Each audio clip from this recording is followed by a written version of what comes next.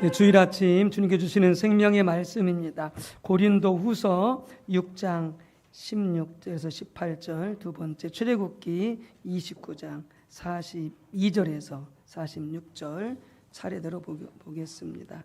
먼저 고린도후서 6장 16절에서 18절까지 합독하도록 하겠습니다. 고린도후서 6장 16절에서 18절 말씀까지 합독하시겠습니다. 하나님의 성전과 우상이 어찌 일치가 되리요? 우리는 살아계신 하나님의 성전이라. 이와 같이 하나님께서 이르시되 내가 그들 가운데 거하며 두루 행하여 나는 그들의 하나님이 되고 그들은 나의 백성이 되리라. 그러므로 너희는 그들 중에서 나와서 따로 있고 부정한 것을 만지지 말라.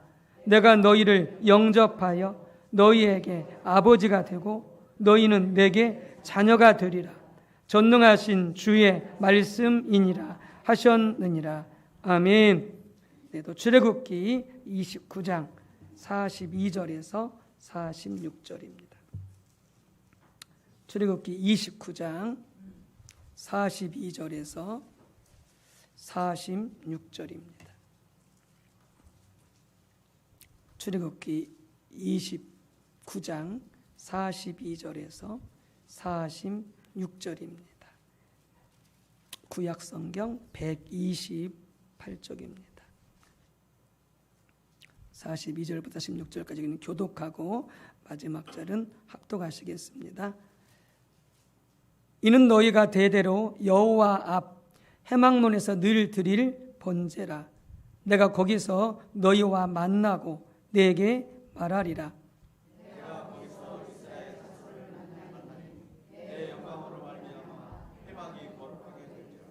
내가 그 회막과 제단을 거룩하게 하며 아론과 그의 아들들도 거룩하게 하여 내게 제사장 직분을 행하게 하며 그들은 내가 그들의 하나님 여호와로서 그들 중에 거하려고 그들을 애굽 땅에서 인도하여 낸 줄을 알리라. 나는 그들의 하나님 여호와이니라. 아멘. 우리가 지금 계속 교회 중심적인 생활에 대해서 함께 나누고 있습니다. 우리 신앙생활은 철저하게 교회 중심이어야 합니다. 교회가 온 세상의 중심입니다. 또 이 지역의 중심도 실은 교회입니다. 시청이 있고 또 구청이 있고 동사무소가 있지만 그러나 이 지역의 중심은 교회입니다. 온 세상의 중심도 교회입니다. 왜 그렇습니까? 우리가 잘나서 그런 게 아닙니다. 우리가 많이 배워서 그런 게 아닙니다. 우리가 돈 많고 권력이 있어서 그런 게 아닙니다. 이곳에 온 우주 만물을 통치하시는 하나님이 계시기 때문에 그렇습니다. 이곳에 성령님이 계시고 주님이 계시기 때문에 교회가 온 세상의 중심입니다.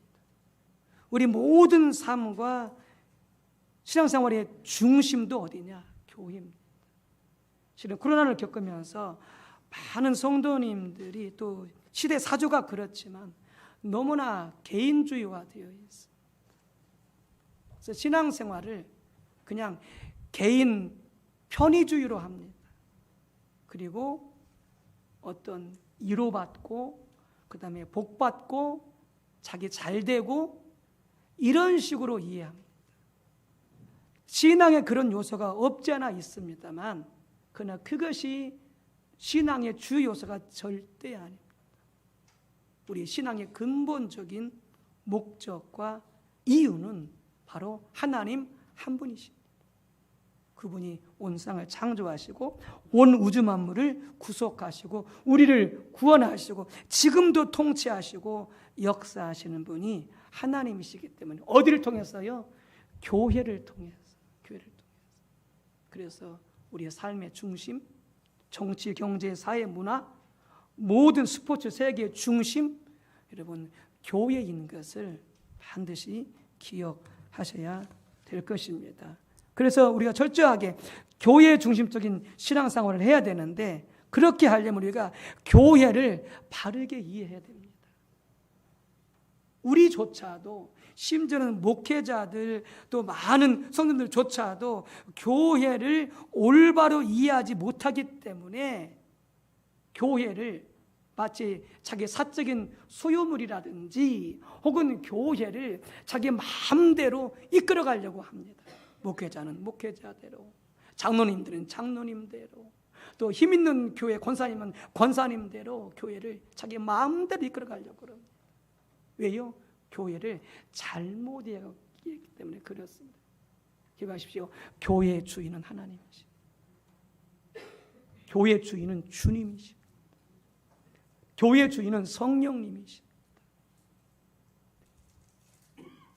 그래서 교회 주인됨에 하나님, 주님, 성령님을 인정하지 않고 자기 마음대로 교회를 이끌어가려고 할 때 하나님의 심판이 있습니다. 하나님은 그냥 두지 않습니다. 그게 교인이든 개인이든 목회자든 성도든 조직이든 하나님은 절대 가만 놔두지 않습니다. 왜요? 교회는 주님의 핏값으로 세우신 주님의 것이기 때문에 그렇습니다. 이 교회를 통해서 우리 성가대가 찬양한 것처럼 온 세상에 빛이 되어져야 합니다. 세상 유혹을 따라 우리의 수고가 헛되게 하면 안 됩니다. 우리를 구원하시고 우리를 창조하시고 우리 하나님의 자녀 삼아주신 것은 교회가 세상에 빛이 되라고. 하나님만이 온 세상에 빛이십니다. 아멘. 하나님만이 온 세상을 구원하고 살릴 수 있는 유일한 빛이십니다. 빛이십니다. 그래서 그 하나님의 빛을 받아서 우리 안에 어둠이 없고 우리도 그 하나님의 빛을 세상에 반사해야 됩니다. 가정에 가서도 하나님의 빛을 우리가 반사해야 됩니다. 그래서 우리 믿는 자들은 가정에 가서 덕을 끼쳐야 됩니다. 하나님의 사랑을 가정에서 나타내야 되고요. 하나님의 영광을 나타내야 되고요. 하나님의 자비와 긍휼과 용서를 가정에서 나타내야 되고요. 하나님을 나타내야 됩니다. 내가 너를 보니까 하나님이 어떤 분인 줄 알겠다. 우리 아버지를 보니까, 우리 어머니를 보니까, 우리 오빠를 보니까 하나님이 누구인지, 예수님이 누구인 줄 알겠다. 여러분, 이런 모습과 삶을 가정에서 보여주어야 됩니다. 이게 빛이 되는 삶입니다. 그래서 어떻게 합니까? 가족들이 하나님께 영광을 올려드리는 거죠. 참 그 하나님 놀랍다. 우리 남편이 교회 가더니 참 변화됐어. 참 하나님 놀랍다. 우리 아내가 교회 가더니 정말로 변했어. 참 하나님 놀랍다. 우리 자식이 교회 가더니 정말로 변했어. 하나님의 은혜가 아니겠어? 여러분, 이런 말이 나와야 됩니다. 이게 가정에서 우리가 빛이 되는 삶입니다. 이 지역사회 속에서도. 그래서 우리가 교회가 이 지역사회에서 욕심 부리지 말고 교회를 이유하지 말고 더 기도하면서 교회가 더 겸손해서 지역사회를 섬기고 지역사회 사람들을 존중하고 축복하고 더 기도하는 가운데 하나님의 지혜를 얻어서 우리가 그렇게 이 지역사회를 섬겨야 됩니다. 왜 이곳에 교회를 세우셨겠어요? 하나님께서 장로님 기도하셨지만 이 지역사회의 빛이 되라고, 이 지역사회를 구원하라고, 이 지역사회를 변화시키라고. 이 동네 보세요. 얼마나 술집들이 많습니까? 얼마나 노래방이 많고 여러분 모텔이 많습니까? 가히 소돔과 고모라 상이라고 해도 전혀 어색하지 않을 정도로 심각한 도시가 이 도시입니다. 이 도시 속의 교회는 하나님의 거룩, 하나님의 사랑, 하나님의 영광, 하나님의 정의, 하나님의 정직, 하나님의 긍휼, 그 빛을 드러내야 되는 것이죠. 그래서 이 교회 이곳에 이 교회를 세운 것입니다. 여러분, 그러려면 우리가 한 분 한 분이 교회를 바르게 이해하고 하나님이 원하시는 교회로 세워질 수 있도록 서로 겸손하게 협력하고 힘을 모으고 서로 사랑하는 가운데 이곳에 계신 하나님의 뜻을 받들어 섬겨가야 되는 것이죠. 교회를 바르게 이해해야 됩니다. 저부터 우리 모두가 다. 그래서 나눴던 것이 뭡니까? 교회는 어떤 조직이나 어떤 교회는 어떤 재정이나 모인 수가 교회가 아니고요. 교회는 그리스도의 몸이다 라고 했죠. 그래서 이 교회의 머리는 예수님이시고 삼위일체 하나님이시고 우리 모두는 그 몸의 지체들이고, 그래서 모두가 주님의 명령을 받아서 함께 서로 겸손하게 협력하여서 함께 하나님의 뜻을 이루어가는 것이 몸으로서의 교회인 것이죠. 또한 교회는 하나님의 가족이라고 그랬습니다. 그래서 우리 모두는 하나님을 아버지로 모신, 그래서 성도를 성경에서는 자주 뭐라고 언급하느냐? 형제라고 언급합니다. 우리 모두는 형제입니다. 아멘.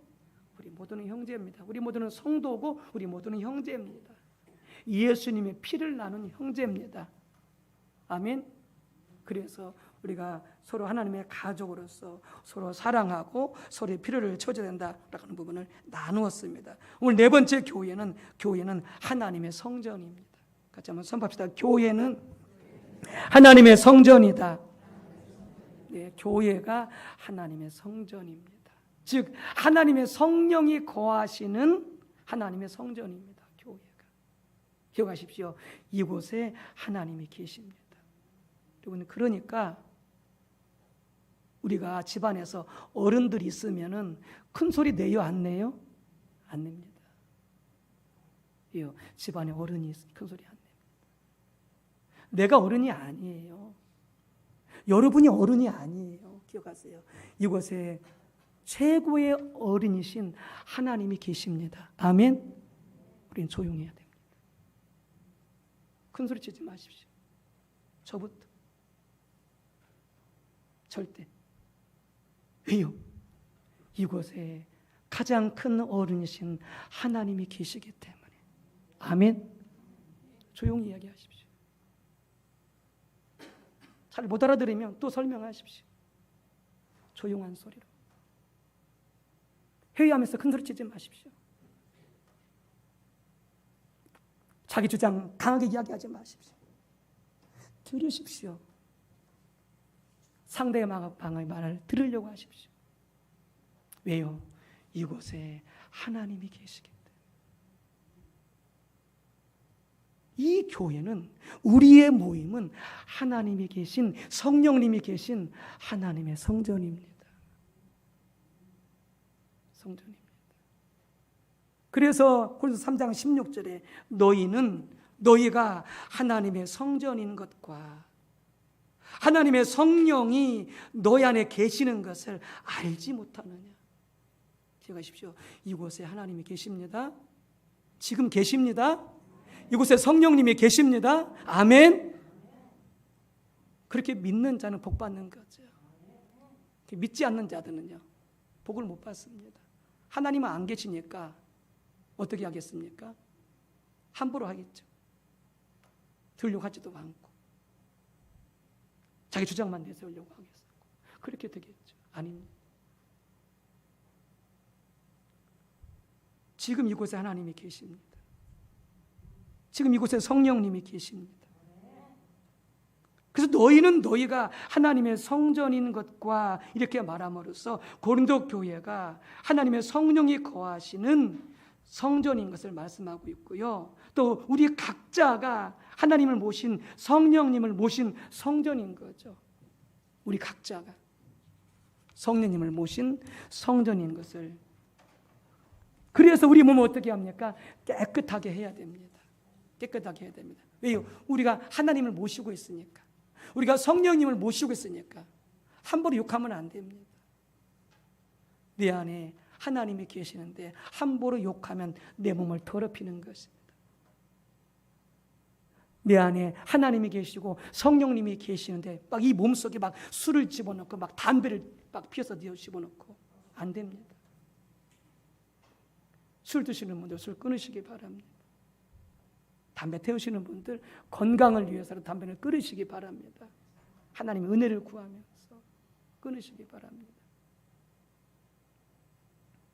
건강을 위해서도 끊어야 되겠지만 우리가 하나님을 모시고 있으니까 몸을 깨끗하게 건강하게 잘 보존해야 되는 거죠. 아멘. 우리 몸이 성전입니다. 우리 몸이 성전입니다. 그러면서 우리 몸이 교회고 우리 몸이 하나님이 거하시는 성령님이 거하시는 성전인데 라고 말하면서 이 교회가 이 하나님의 성전이 곧 구약에서의 하나님의 성전이 성취된 것이라고 말하고 있죠. 그래서 이와 같이 말씀 고린도후서 6장에 하나님의 성전과 우상이 어찌 일치가 되리요. 우리는 살아계신 하나님의 성전이라. 이와 같이 하나님께서 이르시되 내가 그들 가운데 거하며 두루 행하여 나는 그들의 하나님이 되고 그들은 나의 백성이 되리라. 내가 너희를 영접하여 너희에게 아버지가 되고 너희는 내게 자녀가 되리라. 전능하신 주의 말씀이니라. 이렇게 말씀하고 있죠. 무슨 말씀입니까? 교회가 하나님이 계시는 성전인데 이 성전을 하나님께서 이미 구약에서부터 어떻게 하셨다고요? 말씀하셨다고요. 이르시되 라고 말씀하심으로써 구약의 많은 말씀들을 인용하고 있는 거죠. 그 인용한 말씀이 어디냐? 곧 여러 군데죠. 여러 군데인데 뭐에 대해서 말씀하셨느냐? 예루살렘 성전에 대해서 말씀하신 것이죠. 구약시대 하나님은 어디 계셨느냐? 성전에 계셨습니다. 성전에 계셨습니다. 예루살렘 성전에 하나님이 계셨습니다. 거기 거하셔서 두루 행하셨다고 말씀하고 있습니다. 마찬가지로 이 예루살렘 성전이 오늘날 신약시대에 뭐가 되었느냐? 교회가 되어진 것입니다. 하나님의 백성들의 모임인 교회가 되어진 것입니다. 그러면서 뭐라고 말씀하셨냐? 내가 그들 가운데 거하며 두루 행할 뿐만이 아니라 우리가 하나님의 백성이 되고 하나님이 우리의 하나님이 되고 하나님이 우리의 아버지가 되고 우리가 하나님의 자녀가 된다. 이렇게 말씀하고 있는 것이죠. 이게 뭐다? 이게 교회다라고 하는 것이죠. 이게 교회. 예. 그래서 이 성전에 대해서 이미 구약에서부터 많이 인용함으로써 성전은 이런 것이다 라고 말씀하셨다고 그랬잖아요. 그러면서 그 성전이 신약에 와서 뭐가 되었다? 교회가 되었다. 이렇게 말씀하는 거예요. 구약의 성전이 신약에 와서 교회로 성취가 되어진 것이죠. 성취가 되어진 것이죠. 그러면서 왜 하나님께서 성전을 세웠느냐, 성막을 세웠느냐, 교회를 세웠느냐, 두 가지를 말씀하고 있습니다. 첫 번째는 뭐냐? 하나님이 우리 가운데 거하시기 위해서, 우리 가운데 거하시기 위해서 구약시대는 성전을 세웠고 신약시대는 뭘 세웠느냐? 교회를 세웠습니다. 교회를 세웠습니다. 그래서 교회 가운데 하나님 어떻게 하신다고요? 거하시고 두루 행하신다. 이렇게 말씀하고 있는 것이죠. 이걸 잘 설명하는 구절이 어디냐? 지금 같이 우리가 읽었던 출애굽기 29장의 내용입니다. 하나님은 구약시대에 성전에 거하셨습니다. 성전에 거하시면서 뭘 하셨습니까? 제사를 받으셨습니다. 짐승 제사를 받으셨습니다. 오늘로 말하면 예배를 받으신 것이죠. 그러면서 단순히 이스라엘 백성들이 성전에 와서 짐승 제사만 드렸느냐? 아니요.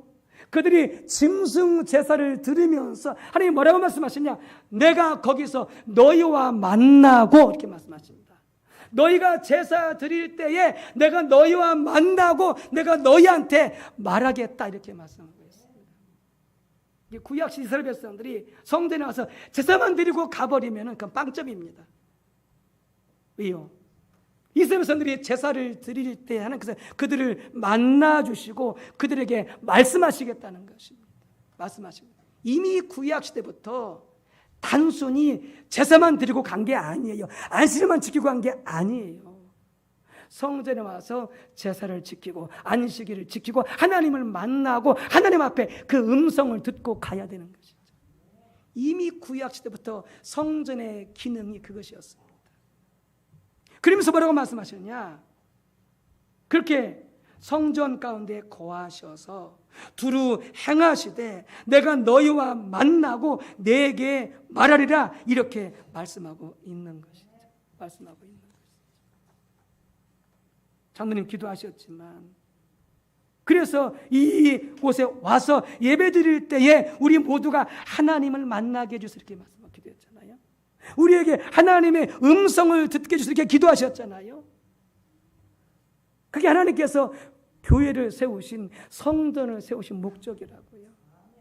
전도서에 뭐라고 됐느냐? 어리석은 자들은 와서 뭐라고 됐느냐? 어리석은 자들은 교회 와서 뭐만 하고 간다? 의식만 하고 간다는 거죠. 찬송하고 기도하고 그리고 헌금하고 간다는 거예요. 이렇게 의식만 행하고 가면요, 그건 어리석은 자라는 거예요. 교회에 올 때는, 예배드리러 올 때는 귀를 쫑긋하게 세우고 하나님이 뭐라고 말씀하신지 들으러 나오라는 거예요. 그가 지혜로운 자라는 거예요. 그가 지혜로운 자라는 거예요. 아까 설명했던 것처럼 구약시대처럼 와서 짐승 제사만 드리고 가면은 그가 어리석은 자예요. 제사도 드리면서 이곳에 와서 하나님이 나한테 뭐라고 말씀하시는지 귀를 쫑긋 세우고 들어야 돼요. 우리 가정에 뭐라고 말씀하시는지, 우리 교회에 뭐라고 말씀하시는지 우리가 하나님의, 이곳에 계신 하나님의 음성을 들어야 돼요. 그게 성전을 세우신, 그게 교회를 세우신 뭐라고요? 그게 목적이다, 이렇게 말씀하고 있는 것이죠. 그래서 우리 신앙가가 또 뭐라고 말하느냐? 하나님과의 교제다, 이렇게 말씀하는 거예요. 하나님의 말씀하실 때 들을 줄 알고 또 우리의 마음을 우리 주님 앞에 고백할 수 있고 찬양할 수 있고 기도할 수 있고 하나님과의 교제가 예배 가운데 이루어지게 되어지는 것이죠. 그걸 위해서 하나님께서 교회를 세우시고 성전을 세웠다, 이렇게 말씀하시는 거죠. 말씀하시는 거죠. 그러면서 이스라엘 어떻게 하셨습니까? 이스라엘 가운데 거하시면서 그들과 교제하시고 그들에게 말씀하시면서 그들을 인도해 주셨습니다. 어디로 가야 될지 인도해 주셨습니다. 그러니까 성막은 어디 있느냐? 이스라엘 백성들의 중심에 있었습니다. 성막을 중심으로 12지파가 삥 둘러서 진을 쳤습니다. 계속 장막을 걷어서 이동하잖아요. 구름 기둥이 인도한 대로 이동해야 되잖아요. 항상 어디가 중심이냐? 성막이 중심입니다. 성막을 중심으로 12지파가 삥 둘러 있는 것이죠. 그래서 성막에서 구름이 일어나면은 모든 백성들 다 짐을 챙깁니다. 구름이 움직이면은 다 움직입니다. 구름이 씁니다. 그러면 거기에다 다시 성막을 설치합니다. 성전을 세웁니다. 그리고 그 주변에 모든 백성들이 다 다시 텐트를 칩니다. 살 곳을. 누가 인도에 갔느냐? 하나님이 이스라엘 백성들 중심에 거하시면서 그들을 인도에 가셨습니다. 그래서 어떻게 하셨습니까? 그들을 만나주시고 그들에게 말씀하시고 그들을 인도하시고 그러면서 그들 어떻게 하셨습니까? 하나님께서 그들 가운데 거하시면서 그들 가운데 역사하시면서 그들에게 필요를 공급해 주시고 그들이 어디로 가야 할지를 인도해 주시고 그들의 원수를 멸하여 주시고 그들을 깨트리시고 빚으시고 변화시키시고 그들에게 약속하신 유업을 주시고 하나님이 그 가운데 거하시면서 아세요? 주일날 예배 시간에 하나님께 나오는 것이 여러분들 기억하시면 여러분의 인생의 최고의 복입니다. 최고의 복입니다. 여러분의 삶 가운데 예를 들어서 하나님이 공급하지 않으시고 하나님이 인도하시지 않으시고 여러분들의 원수를 멸하지 아니하시고 여러분을 변화시키지 않으시고 하나님께서 약속하신 유업을 주시지 않는다 한다면 여러분에게 지금 하나님이 함께하고 있지 않습니다. 심각하게 여러분들이 자신의 신앙을 돌아봐야 돼요. 하나님이 함께 계시면 그것이 교회든지 개인이든지 가정이든지 가야 할 길을 인도하십니다. 뭐가 필요하든지 그 필요를 공급해 주십니다. 원수를 만날 때 위험한 것을 만날 때 건져주시고 피난처가 되어주십니다. 하나님이 약속하신 것들이 성취가 되어집니다. 기도하면 응답이 되려옵니다. 선포하면 귀신이 떠나가고 병든 자가 고침받습니다. 이런 역사들이 나타나야 됩니다. 교회 가운데 하나님이 거하실 때, 두루 운행하실 때, 여러분의 삶 가운데 하나님이 함께 하실 때 이런 일들이 나타나게 되어 있다고 하는 것이죠. 안 나타나면은, 그러면 지금은 하나님이 함께하지 않고 있습니다. 심각하게 왜 하나님이 우리를 떠나셨는지, 나를 떠나셨는지 돌아보고 살피고 깨닫고 회개하고 다시 주님께 돌아와야 됩니다.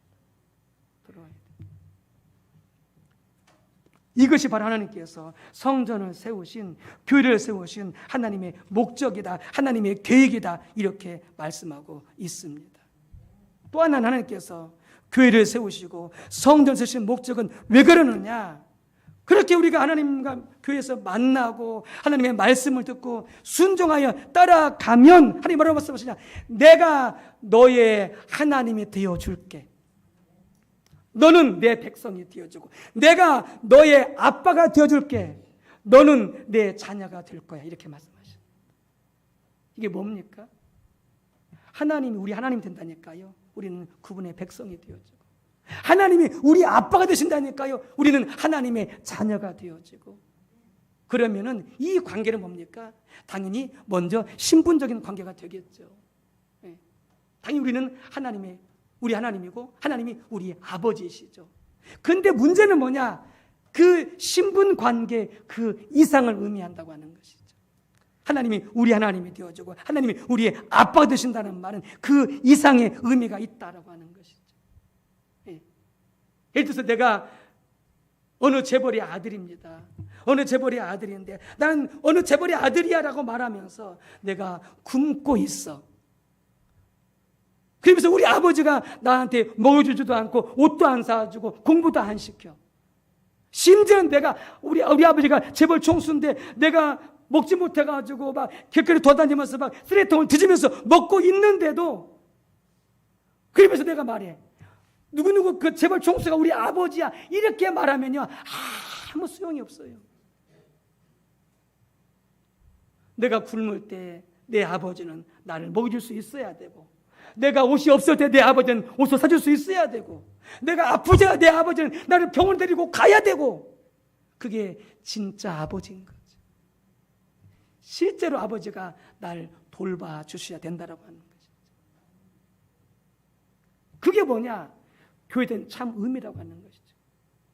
이곳에 하나님이 계시고 이곳에 성령님이 계시면 이 교회를 하나님이 인도해 가십니다. 이곳에 하나님이 계시면 이곳에 성령님이 계시면 교회의 모든 필요를 하나님이 채워주실 것입니다. 이곳에 성전을 짓게 된다 할지라도 염려할 게 없어요. 하나님의 계획이 그렇다고 한다면 하나님이 모든 헌금의 공급을 채우실 것이기 때문에 걱정할 필요가 없어요. 교회가 어려운 일을 만나도 이곳에 하나님이 계시면 그분이 우리 하나님이고 우리 아버지이기 때문에 이 교회가 어려움을 이겨나갈 수 있도록 피할 길을 주시고 그것을 이길 수 있도록 힘과 지혜를 주실 것입니다. 이곳에 하나님이 계시면 그것이 바로 뭐다? 하나님이 이곳에 교회를 세우신 목적이다라고 그 말입니다. 그러면 우리 교회는 정말 그런 역사가 나타나고 있는가? 저는 없지는 않지만 더 강력하게 나타나야 됩니다. 하나님이 충만히 임재하셔서 역사하셔야 됩니다. 이곳은 하나님이 계신 성전입니다. 저는 성령님이 거하시는 하나님의 전인 줄로 믿습니다. 그래서 뭐라고 말씀하십니까? 내가 이곳에서 너희를 만날 테니까. 뭡니까? 우리는 기쁨으로 즐거움으로 열심히 예배 가운데 교회 가운데 하나님을 찾아 나오라 말씀하는 그 말씀인 거죠. 하나님을 만나기 위해서는 교회에 나와야 됩니다. 예배 가운데 나와야 됩니다. 그래 하나님께서 우리에게 말씀하지 않으셨습니까? 뭘 잘하고 있다, 뭘 잘못하고 있다, 그리 가면 안 돼, 이리 가야 돼 라고 하나님이 말씀하지 않겠습니까? 수요일 날 오늘 권사님하고 상담을 했습니다. 꿈을 꿨다고 그래요. 그래서 그 권사님하고 상담을 나눴는데 이야기하다 보니까 본인이 옳다고 생각하는 방향으로 막 기도하고 그렇게 나가고 있었던 거예요. 근데 나누고 보니까 그게 아니었던 거예요. 중지시켰어요. 그렇게 하면 안 된다고. 이렇게 해야 된다고.